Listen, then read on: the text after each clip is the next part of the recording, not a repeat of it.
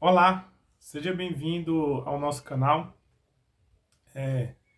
Eu quero dizer para você que nós precisamos transcender a nossa realidade, a situação a qual nós estamos vivendo como país.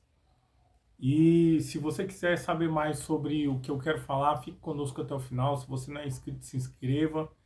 E eu quero começar o nosso vídeo com um verso que se encontra lá no Salmo 144, verso 1, que diz assim: Bendito seja o Senhor, minha rocha, que adestra as minhas mãos para a peleja e os meus dedos para a guerra. Se você tem acompanhado as notícias dos últimos dias, você tem visto, nós temos visto que nós temos vivido tempos conturbados, né? Nós vimos a morte daquele jovem de direita lá nos Estados Unidos, na verdade um defensor da família, um defensor da propriedade privada, de princípios judaico-cristãos, a qual as sociedades ocidentais estão fundamentadas, né, há mais de 500 anos. Né? Então, nós temos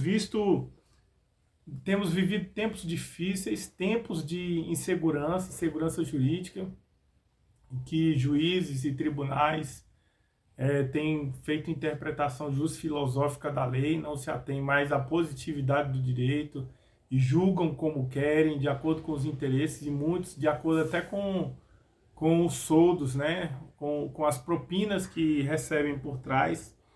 E se isso não bastasse, nós temos vivido assim um conjunto de narrativas de pessoas que ora estão certas, outras afirmam que estão erradas, e cada um querendo ser mais certo do que o outro, né?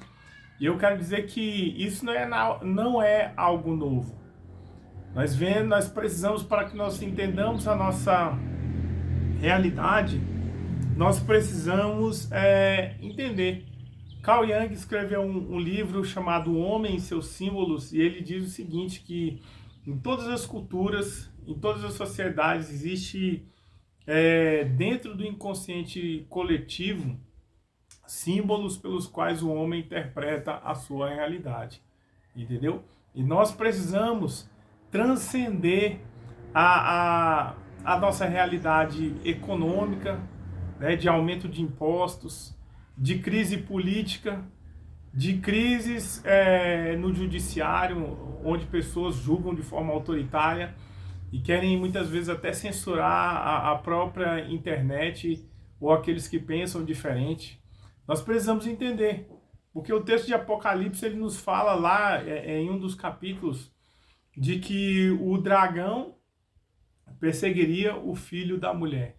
Ali é uma clara referência, esse dragão é uma clara referência, muitos interpretam como Satanás, mas no sentido histórico, aquele dragão ali estava se referindo a Herodes, que na época em que Jesus Cristo nasceu, ele mandou matar todas as criancinhas que haviam nascido abaixo de 2 anos, entendeu? Então, Herodes perseguindo as crianças e querendo matar ali os menores.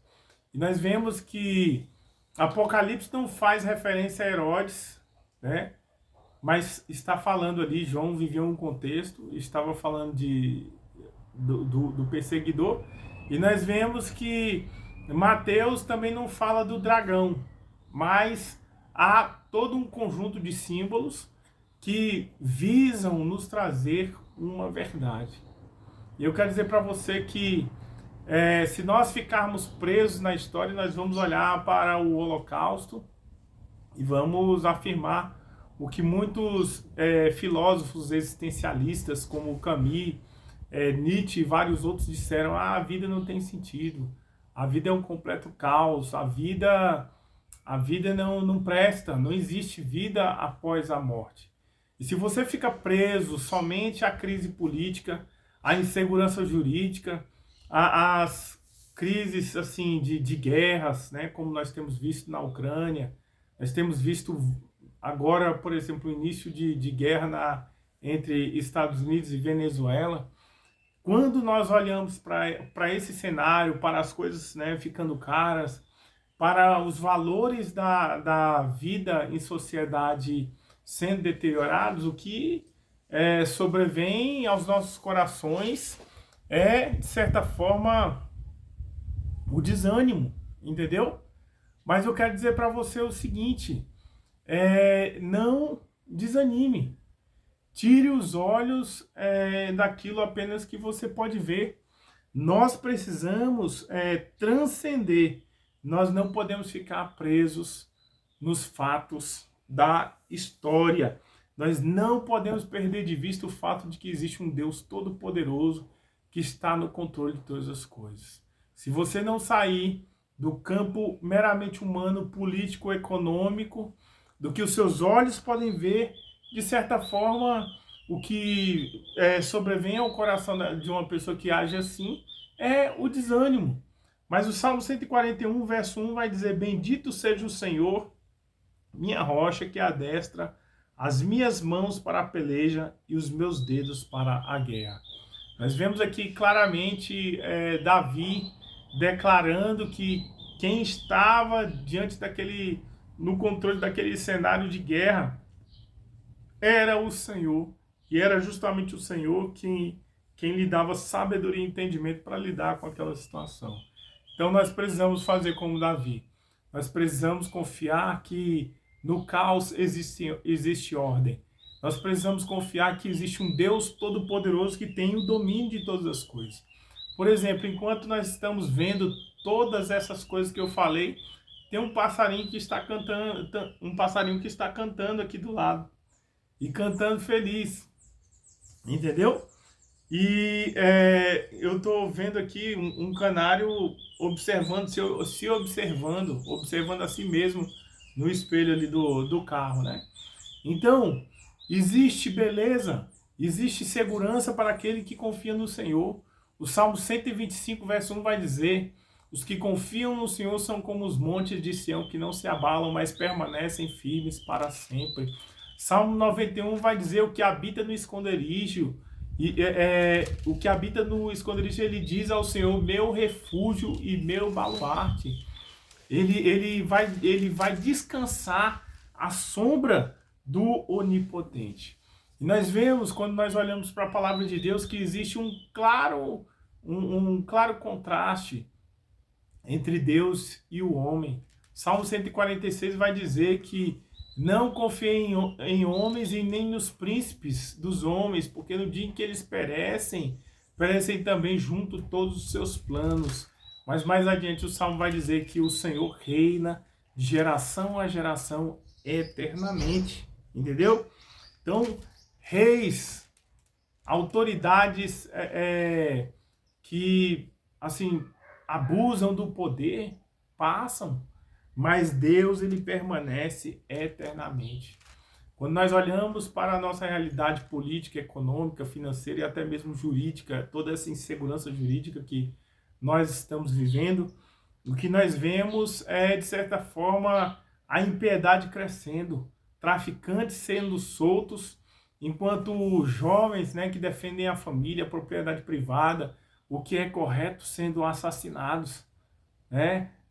Depois que eu ouvi falar aí sobre aquela notícia lá do Charles Kirk, se eu não me engano, esse é o nome dele, eu não sei exatamente, salvo engano, mas nós vimos vários jovens, várias pessoas exaltando e comemorando a morte dele na internet. Inclusive mandaram um recado para o Nicolas, o próximo vai ser o Nicolas, quem me dera se o próximo fosse o Tarcísio, e assim por diante. Nós temos vivido dias em que homens têm agido como animais, mas eu quero dizer para você, não desanime, porque o Salmo 73, verso 18, olha só o que ele vai dizer aqui, ó, sobre os ímpios.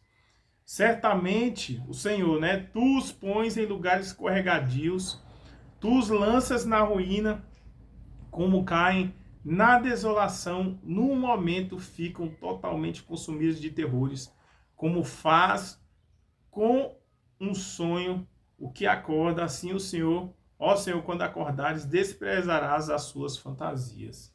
Então, meu querido, eu quero dizer para você, existe um Deus que controla todas as coisas. Existe um Deus que controla a sua vida.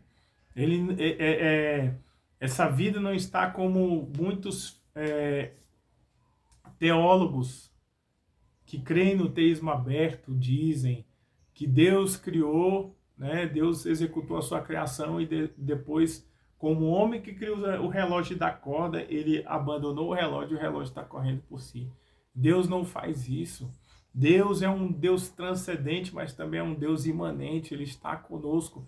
E em momentos de crise e adversidades, em que há falta de saúde, em que familiares, né, e amigos próximos passam por dificuldades, filhos, esposas, né, nós precisamos crer que existe um Deus todo-poderoso e está no controle de todas as coisas. Eu quero dizer para você que ficou até aqui, se você não é inscrito no canal, se inscreva e deixe aí o seu comentário, porque ele pode se transformar em um vídeo. Então, um grande abraço e até o nosso próximo vídeo.